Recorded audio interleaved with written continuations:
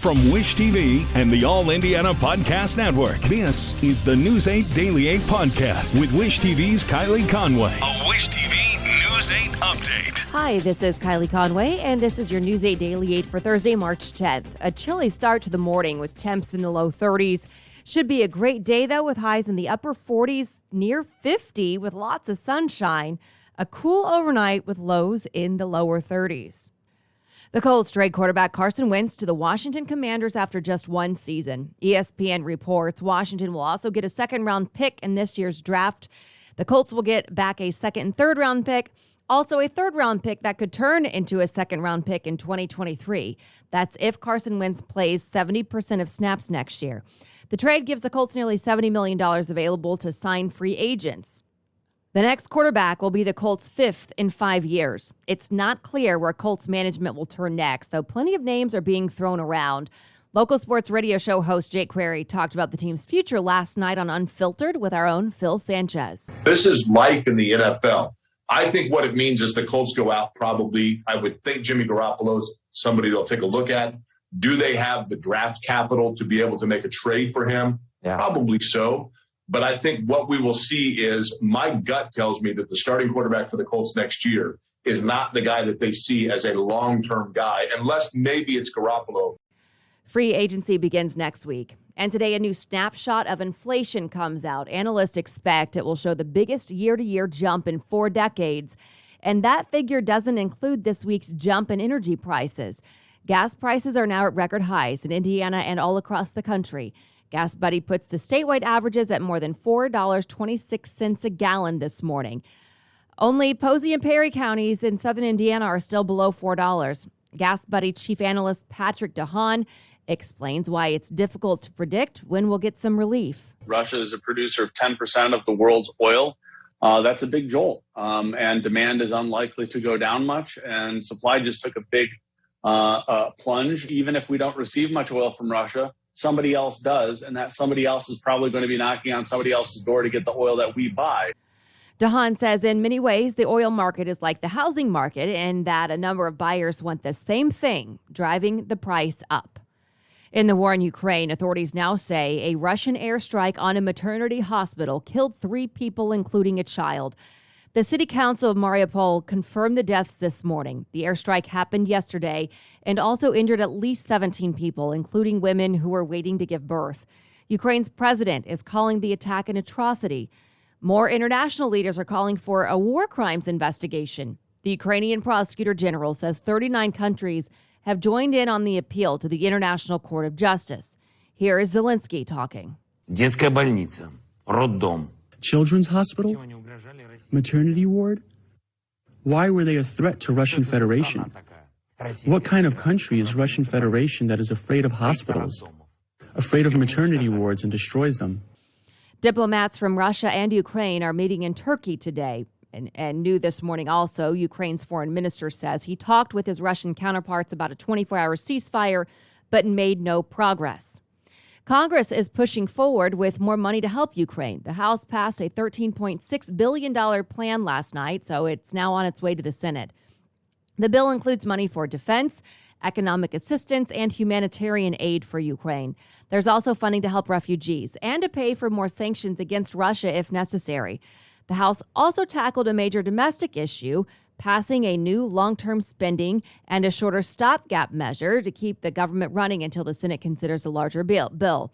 Republican Indiana Congresswoman Jackie Walorski split her vote on spending, backing the military portion, but not social programs. In a statement, she writes in part, "Our nation can't afford to drive inflation further with reckless social spending." ITmate gets answers and action for a Central Indiana family waiting months for repairs to their home. Shane Coombs tells ITmate he signed a lease for a house through First Key Homes last April. Coombs says there were problems with the stove, fireplace, water heater, furnace, carbon monoxide, and gas leaks. He showed ITmate pages of documents showing his attempts to get things fixed and got little help from management. It eventually led to higher utility bills and even health problems. I had to go back to the hospital at some time later for a couple stress tests to make sure that it wasn't my heart, and then come to find out it wasn't. And they basically said it was probably due to the gas. After iTeammate's contact with First Key, the company says it has now fixed all of the issues, reimbursed the Coombs family for above-average utility costs, and waived 2 months of rent. Young people and their families got a chance to share concerns about violence in Indianapolis. The organization New Breed of Youth, or New Boy, put together a 2-hour forum last night. People talked about the 2 teenagers who were killed at Dewberry Park on Monday. New Breed of Youth founder Kareem Hines says one of the teens was a member of the group. And all these kids want to do is be heard. All they want to do is be heard. Hurt people hurt people. So that's what we're seeing. A lot of our young people are hurting. And without the proper guidance, without the proper motivation and inspiration and hope, they're going to continue to hurt each other. Several young people spoke at the forum about their connection with the group and their goals for the future. And with the group, actually Kareem, everybody in the program, I'm working on trying to start up a lawn care business and stuff. Of a non-for-profit. It's called CC Cares. We do a lot of things. We help out the community. New Boy pairs at-risk youth with mentors and organizes programs promoting literacy, sports, community service, and life skills. An Indianapolis post office customer service manager is facing federal theft charges. Authorities say James Lancaster used his position at a St. Augusta branch to steal more than 270 checks worth $1.7 million between 2020 and 2021. The Department of Justice says Lancaster would give the stolen checks to 2 other men from Illinois who would then deposit them. All 3 men face up to 30 years in prison if convicted. A pandemic program to make sure all students get lunch may go away at the end of the school year. Congress hasn't decided whether to extend the free lunch for all waivers in the full-year spending plan that they're crafting. The waivers let schools give free meals to all students without verifying their parents' income. The USDA says about 30 million students get the meals now, up from about 10 million from before the pandemic. The waivers end June 30th if not renewed. The Department of Education says it has identified nearly 100,000 people eligible to have their student loans wiped clean. The count comes after changes made in October to the Public Service Loan Forgiveness Program. The new count equates to the cancellation of about $6.2 billion of federal debt. The Education Department says it is notifying anyone eligible for the relief. For all borrowers, a pandemic timeout on student loan repayments starts in May. And today, construction starts on the IndyGo Purple Line. The first major road closure will go into effect soon.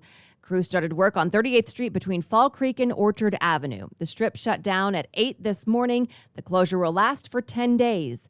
Drivers will use College, Fall Creek, Keystone, and 46th as a detour. The Purple Line will run 15 miles connecting downtown Indianapolis to Lawrence.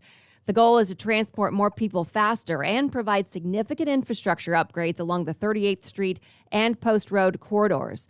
IndyGo says crews will add nearly 10 miles of new sidewalks, more than 350 ADA curb ramps, and more than 25 miles of paving. We spoke with IndyGo spokesperson Carrie Black. She says the goal is to make commuting more convenient and give a more equitable option for people of all ages. Whether you ride the bus or not, if you live along this area, if you drive through this area, you're going to see significant improvements that are also generating economic development for the city of Indianapolis. So this is great. And this is a win-win-win for the city of Indianapolis, and we're excited about it. Black adds that this is more than a transit project, but a significant infrastructure project to upgrade the community. A new study shows a dog's affection can actually have health benefits. Researchers at the University of Saskatchewan talked to more than 200 patients in the emergency room. They asked patients to rate their pain level on a scale of 1 to 10. A control group received no intervention for their pain, while patients in the other group were given 10 minutes with a therapy dog. Then the researchers asked them to rate their pain level again. They say the patients who got the visit reported less pain. Major League Baseball owners have pushed back opening day again. The league now hopes to start the season April 14th.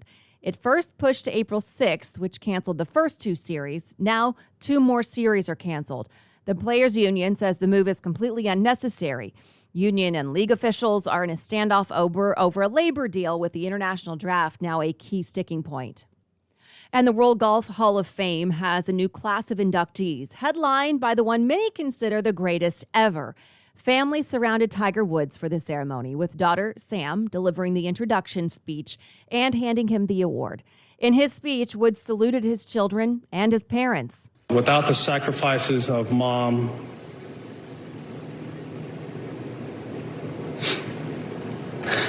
who took me all to the future golf tournaments, Dad, who's not here, but who instilled in me this work ethic to fight for what I believe in, chase after my dreams. Nothing's ever going to be given to you. Everything's going to be earned. If you don't go out there and put in the work, you don't go out and put in the effort, one, you're not going to get the results. But two, more importantly, you don't deserve it. The Hall also inducted an early women's golf pioneer, Marion Hollins, former PGA Commissioner Tim Fincham, and three-time U.S. Women's Open champ Susie Maxwell Burning. This has been your News 8 Daily 8 for Wish TV. I'm Kylie Conway. Online at wishtv.com and follow us on Facebook when you search Wish TV. This is the News 8 Daily 8 podcast with Wish TV's Kylie Conway. A Wish TV News 8 update on demand. For even more, on demand and on the go. Connect with Wish TV on Facebook at wishtv.com and on the free Wish TV mobile app. Thank you for listening. And be sure to like, subscribe, and follow this podcast for updates every weekday morning on the All Indiana Podcast Network and wherever you get your podcast.